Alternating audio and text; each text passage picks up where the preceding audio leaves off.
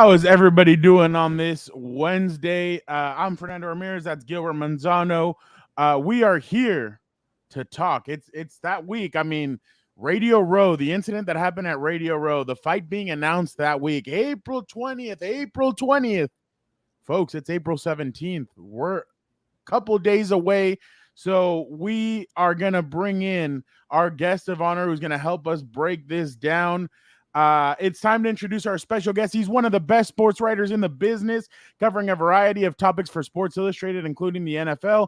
He's also a boxing expert and works on the Gloves On.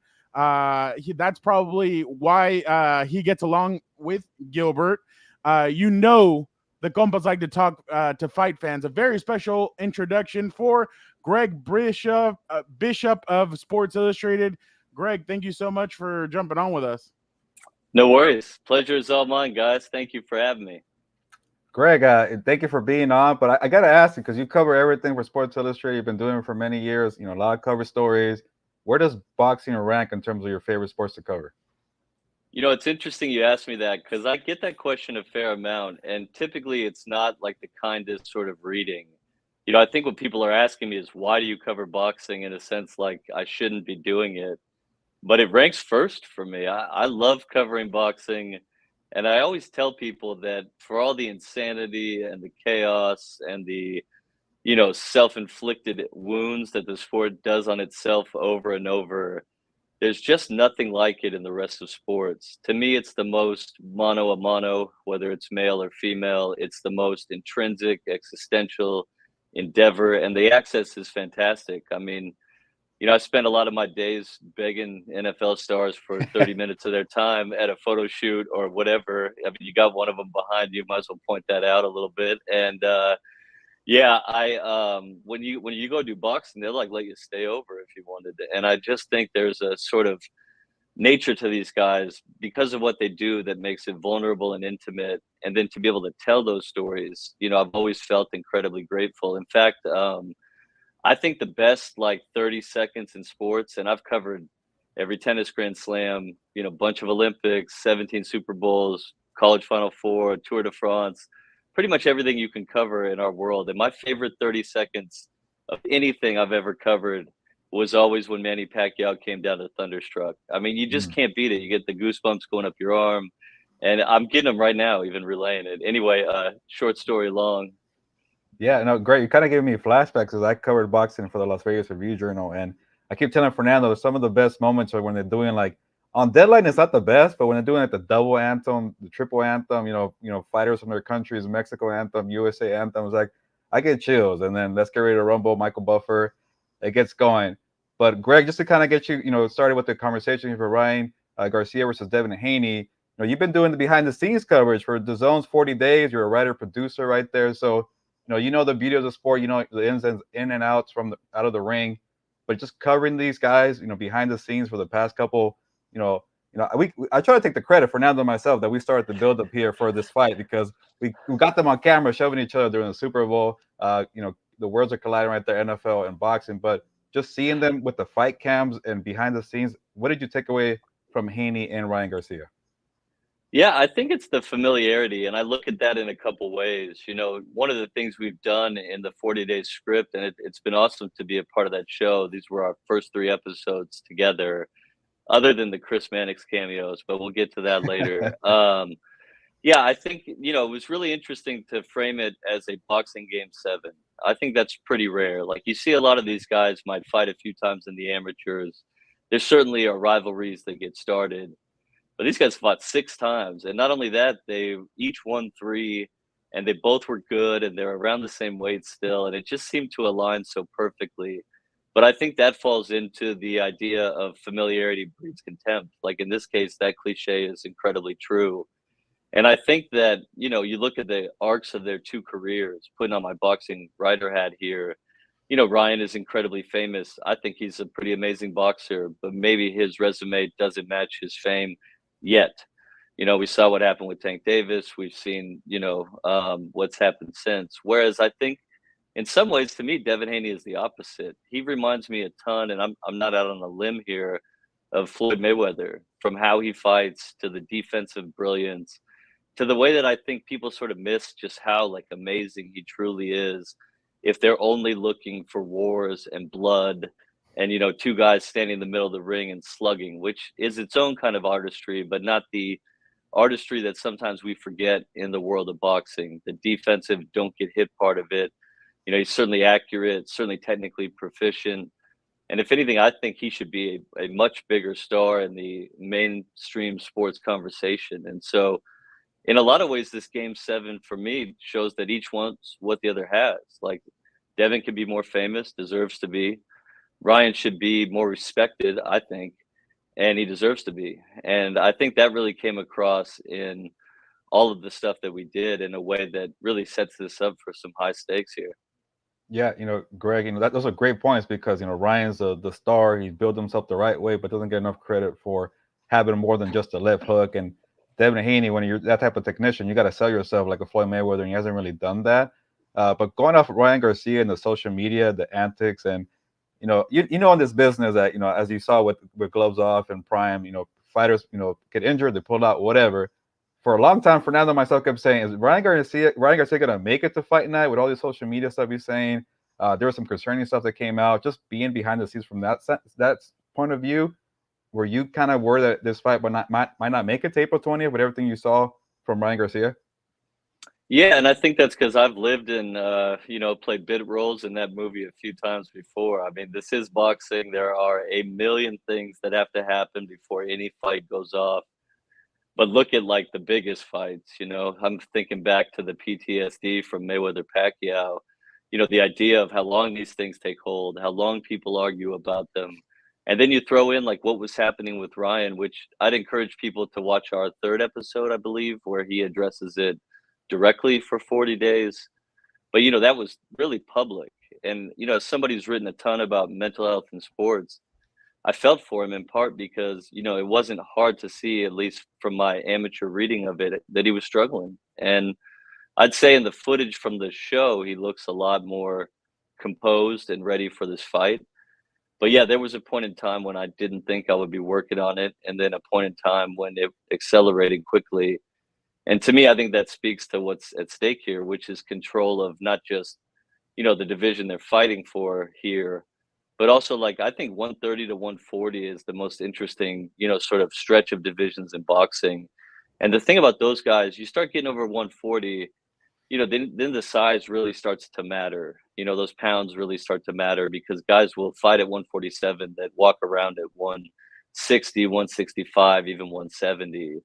Whereas I think from 130 to 140, you have a lot of guys that are about the same size. So when you look at the future, whether it's Haney Stevenson, whether it's Haney Tank Davis, if you get sub Ryan in, if he wins any of those, I mean, it's just bountiful. To me, it's the most elite sort of space in boxing right now.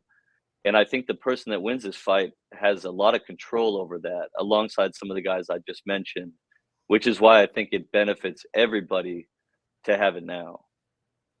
Greg, Ryan lost a year ago to Tank Davis, and obviously he's a superstar because of the brand he's built for himself. I was watching some of the show, and he was saying, he's like, look, I've done my TikTok stuff, but then on top of that, Haney has been very critical of that. He's like, look, he's not in this for boxing. He's more of a social media star. But do you get the sense if Ryan loses or gets knocked out again, do you think, because we obviously saw Devin Haney's in the store one day, and Devin Haney's basically saying like he quit against Tank, he quit. So do you feel like if he gets knocked out again that the public, the boxing public will stop taking him seriously as a contender and maybe go down the path of Adrian Broner? I think that's a really, really interesting question. I hadn't given it a ton of thought before now, but I love it, in part because, yeah, I do think this is sort of an inflection point for him either way. I personally believe, and I don't know him super well, Ryan. We did have an interesting sort of back and forth when I wrote for All Access. It's the first guy we really broke the fourth wall for.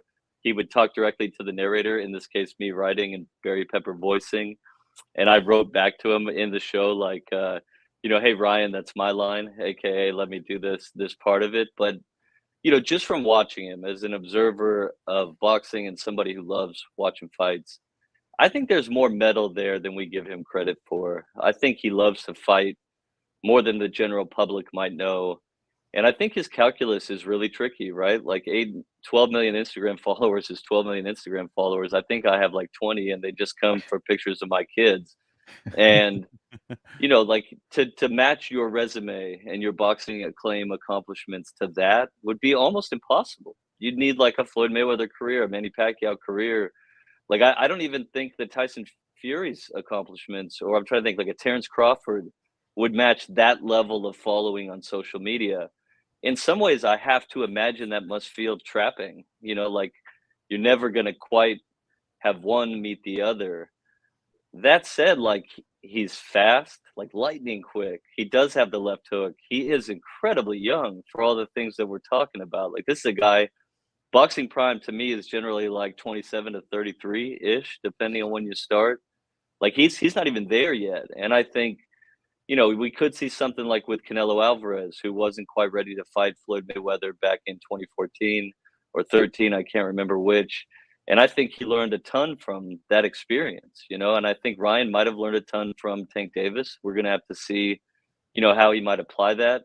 And I also thought he had a solid round or two against Tank in the ring. And so to me, that all adds up to like, I'd be surprised if he walked away, but if he did, I'd also understand it, as somebody who's not famous at all, who wouldn't make a Z-list celebrity ranking, I still feel entirely overwhelmed by the amount of things I have to do every day.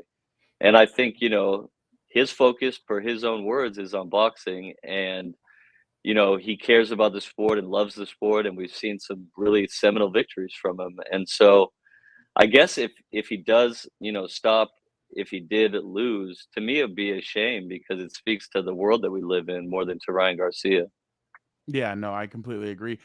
You obviously you mentioned Chris Maddox and he in one of those kind of pointed to what happened at Radio Row. He's like, well, you guys you guys were scheduled to face off. No, we weren't. No, yeah, you guys were scheduled to face off, and both of them, like that was the only thing that I think they were combined in these whole 3 months, is that they both said that it wasn't show that they were there together. So what do you make about the bad blood here? I mean, there's been Ryan Garcia's dad going up against Bill Haney, Ryan against Haney. I mean, is there some hate here? They push each other obviously at Radio Row, the Empire State Building. Ryan got slapped in the face. And obviously they were friends and fought many times at the amateur level, but is this like an Eric Morales, Marco Antonio Barrera, or are they just kind of selling the fight too hard because it is fight week? No, I like that question too, in part because I've been covering boxing since around 2008.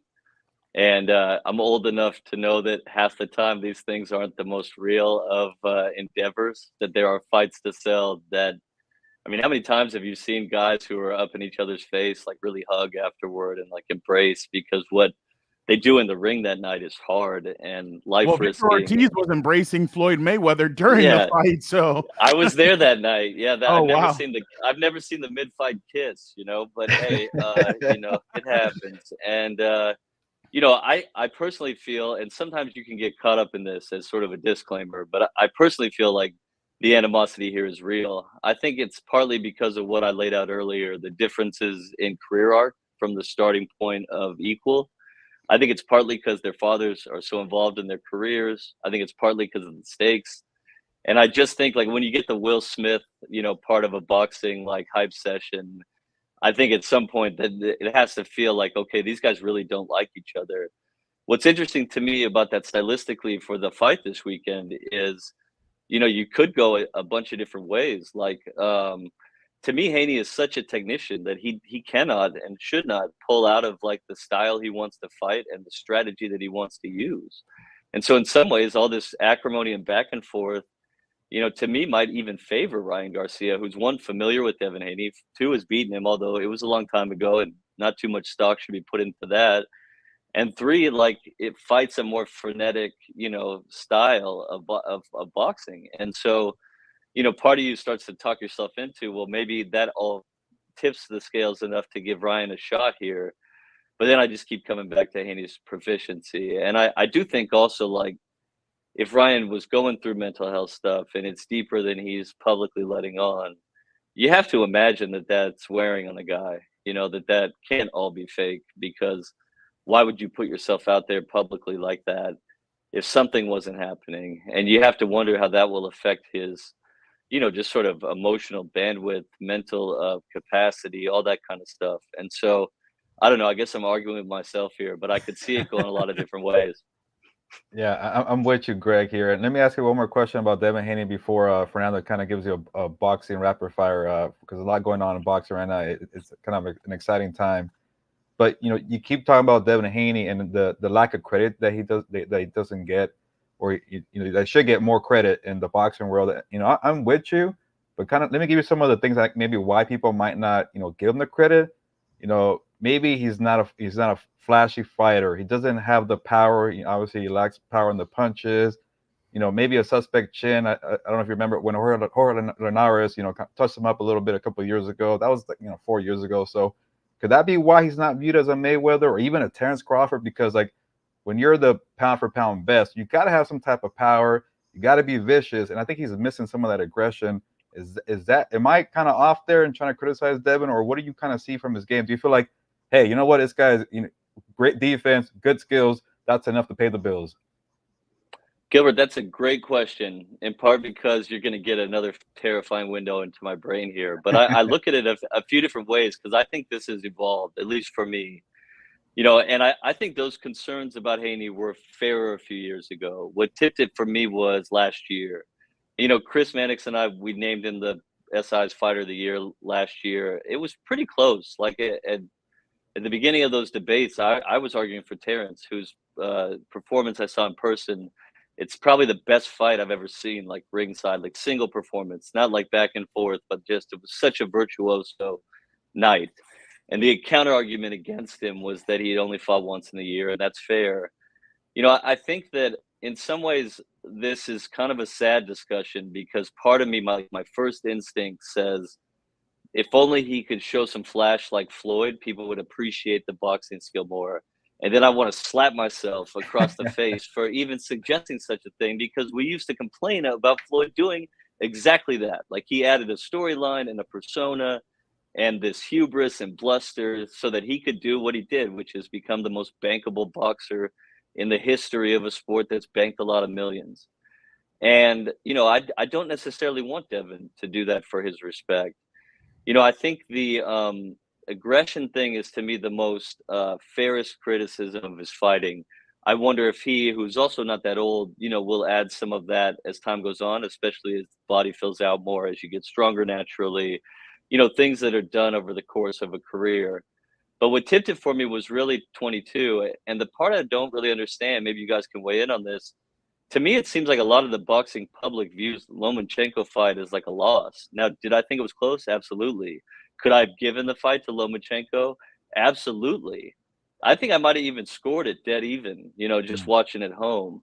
But I would not consider that a mark against Devin Haney at all. Like, this is an amazing fighter who returned to what looked like a lot closer to peak form, like the form that Lomachenko had before he lost to Teofimo Lopez, before the war in Ukraine. I mean, winning a close fight is not a bad thing. In fact, we sit here and complain all the time, people that love boxing, about the best don't fight the best. Then they do, and they go toe-to-toe, and it's close as hell. And somebody at the end of that says, like, why was it so close? Because it was a tough fight. I mean, that's the whole freaking point of what we've been asking for. And so, to me, you combine that with what he did later in the year, with a real seminal dominant win against a very good opponent. And that tipped it for me from, like, maybe he's just, the scheduling and matchmaking is really working for him, to, like, no, this is a guy that could potentially, define an era for those divisions. And I think, to me, that difference is small but critical, like really, really important to the discussion that we're having. Yeah, Fernando, if you don't mind me chiming in. No, you go ahead. I want to say it might be like you're right, Greg, on the boxing public saying they're criticizing Devin Haney for the fight against Lomachenko, and I want to say it's always because when the aggressive fighter loses a close fight, the fans favor that one because they gave them their money's worth. You know what?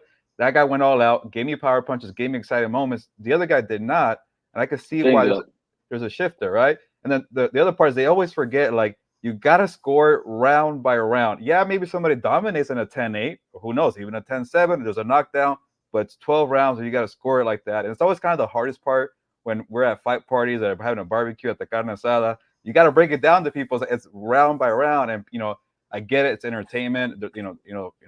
They want to have the best fighter or the most entertaining fighter win. So I get that from that point of view, Fernando. 100%. If I could just add one thing to that, yeah. like, I really hate agreeing with Chris Mannix. It's like antithetical to my being. But his big thing, he's always thumping the table for, like, don't call Lomachenko, Haney a robbery. Like, you can say you thought Lomachenko won. You can say they tied. You can say Haney won. But robbery is way outside of bounds because it was a close fight. No, and it's funny. I was just watching that fight right now. And, well, not the whole thing. I just watched highlights. But it felt like Lomachenko would have had a little bit more power behind some of those. Haney might have been rocked, but there was a couple of times where he got rocked. So that's why I'm interested, because obviously everybody talks about Ryan's left hook and we obviously know Ryan has power, but I'm just wondering, like, if it's Ryan hitting him with some of those, is he going to be able to survive that? Haney, I mean, has he ever fought anybody like Ryan? But then at the same time, it's like Ryan also already overcame his biggest obstacle, which was Tank Davis. So I'm definitely interested to see kind of what gives with this fight. But I never like to use the word robbery. So I completely agree with you with that. I think that fight could have gone either way, but Lomachenko showed a lot in that fight. But again, I agree. I think this is going to be an interesting fight this weekend, just because of their different styles and kind of the way they both approach the game completely differently. So it's going to be interesting to see who ultimately is the winner. Obviously I hope it's not a tie, because ties are terrible, but definitely interested to see the different styles. Yeah. And, I would just piggyback on that a little bit. Like, I do think there's something to see, like, can Ryan land a big left hook, and I do think, like, one thing we forget about how powerful he can be, especially at that size, is he's one of the faster boxers I've ever seen. And it's partly why he's so popular on Instagram, right? Like, a lot of those early videos were 8 million punches in 22 seconds. And, like, as somebody who could land about 2 punches in the same span, I mean, you kind of watch it and go, whoa, holy cow. And his speed, to me, sets up his power. His power derives from his speed in a way that's similar to Manny Pacquiao. And that's something, that I've talked with people like Freddie Roach a ton about, that speed is more important to power than, like, physical muscles or what you were born with in terms of how hard you can hit. And, Devin Haney has faced a lot of great fighters, and he's faced some guys with high knockout rates. But Ryan's left and Ryan's speed, I think you could argue, and I would, that they're a little bit above what Devin's seen so far, which stylistically makes this even more interesting, which now you guys got me hyped, for this fight. So let's go. Gilbert, anything to add before I yeah, you have something you want to add. Go ahead. No, I just don't want to put Greg in a tough spot. Can you do a prediction for the fight, Greg, or no? Because we'll make some too. Oh, right yeah. Now.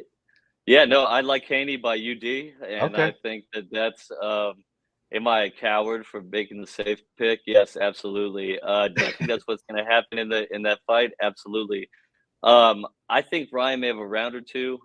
Think like Manny Pacquiao against Mayweather, round 4. Landed the flurry, and it looks like okay, this is what, like, he saw in terms of taking this fight and thinking he could win. But to me, Haney is rounding into his real peak, and I think what we're going to see are some really interesting fights with him ahead, and some of the guys that I mentioned, especially if some of the promotional stuff can be worked out. And I just, like, you throw that with Ryan's, recent stretch, the demands on him, the closing of the resume fame gap. To me, it just feels like too much for him. Well, I just hope that there is no excuses after this. No, like, oh, hey, like, somebody in my camp gave away this or did that or whatever. Just, you took the loss, whatever. Just move on, and whatever's next is next. But I just hope there's no excuses after this, to be honest, Greg. Well, I agree with that in part because, he wasn't going to beat Tank Davis with, 47 perfectly healthy ribs or whatever. I mean, it wasn't, I bet KO7 in Vegas that night. Like, I mean, I think people kind of knew like what was going to happen. And, you know, we'll see how he learned from it and stuff. But yeah, I mean, to your point, you can't be that public and then give that public of an excuse. It's better to just, you know, slink away and, you know, get ready for the next one. And I mean, I completely agree that I thought it was BS that he was left there just sitting there by himself and nobody was there with him and all that stuff. So I completely understand that aspect of it. But I mean, it just like at this point, like you need to either put up or shut up. So but real quick, Delbert is saying he's saying I see Ryan throwing all caution to the wind and becoming careless. Haney smart and patient. What the story on the Mets? Oh yeah, the Mets stuff throwing out the first pitch. I don't have any info on that, but I do. I do like. Yeah. I do like the first part of that. I agree with it. I think eventually Ryan's going to press because he'll have to, and I think Devin will pick him apart afterward. Yeah, we have some smart viewers. Sometimes they're smarter than us, so we definitely appreciate them for that. They keep us on our toes. But all right, so we do this thing where we call it rapid fire. We just fire off some questions. I mean, it's pretty self-explanatory, but just wanted to explain it to you. I know you're a smart guy, obviously, but so are you ready to go through rapid fire? I love it. All right, cool. Let me ask you: will Canelo fight David Benavidez this year? If I'm Canelo, no. Oh. Ooh. What's the better fight, Tyson Fury versus Usyk, or Bivol versus Bertubbi? Bertubbi, yeah. Oh man, geez, that's like a tie for me. I guess I'd give it to Bivol Beterbiev, in part because stylistically, I just love that matchup. Feels like it's going to be an axe tree cutting down competition. Tyson or Jake Paul? Tyson Fury. Mike Tyson. Yeah. You're gonna go Tyson? I'll go with that. I'm gonna go on a limb here and say Mike Tyson. Wow, that's awesome. That would be interesting to say the least. And then last one from me, Canelo versus Munguia. Just what's something we're done with rapid fire. That was just a quick one, but what are you kind of looking for in that fight? Because I mean, obviously it's been all good. Munguia is a nice, respectable kid from Tijuana. Canelo, obviously, I think there's more beef between Canelo and Oscar De La Hoya than there is between him and Munguia. But just what do you see from this fight? Do you think he's ready for do you think Jaime Munguia is ready for this moment? Yeah, I think he's as ready as he's going to be. I think that the thing I'll be looking for more is at this point in his career, if he doesn't go up again, Canelo, his biggest opponent far and away is going to be time. You know, we've seen how time is undefeated. That's the most truest cliche that's ever been spoken. And at some point, we're going to see a diminished version of him that'll open the door for somebody like Munguia to beat him on a specific night. I think Jaime Munguia is a nice fighter. I've enjoyed watching him over the years. I think he made a lot of gains just from my untrained eye in that fight under Freddie Roach. You know, he looked like he was timing better. He seemed a lot more patient. He obviously has power and has knocked a bunch of people out. And he's been in there with guys like Daranchenko, who, you know, are established veterans. Might have been a little washed by the time they got him, but you know, it's not like he's fought nobody. So I think he's a very fair opponent for Canelo at this stage in his career. And what I said earlier, like if I'm Canelo, I don't want to be in the same city as David Benavidez, because I think that's one that could accelerate this process for me. And I think that, you know, as long as Canelo does, I think he was too small when he fought Bivol. He just like went to the max weight where it was just too much in terms of weight. I don't really hold that one against him, you know. But I do think we're going to see. I mean, the guy's fought 8 million times over 8 million years. He's been a professional boxer more than half of his life. And at some point, that's going to catch up to you along with age and everything else. Do I think that point will be May 4th? No, I don't. But I do think that it's coming and it's probably not too far away. Gilbert, do you have any other? Go ahead. Yeah, we can end right here, and just to kind of give our predictions, Fernando, and I'm gonna agree with Greg. I'm taking Devin Haney by unanimous decision. It's also a coward way for me, but I'll add this: I saw the betting odds, and Devin Haney minus 900 does not feel right. So you want to take a chance on the left hook on Ryan Garcia plus 550 last time I checked. You never know. It could be a night that you make some money, but I just feel like the skills of being a technician, the defense, like you mentioned, Greg, maybe for a bit the power and the speed might get him in trouble. But as you know, with these type of fighters, they settle in for the second half of the fight. And I think he'll pick him apart eventually. But you know what? I don't like the betting odds. I don't know if you have anything to say about that.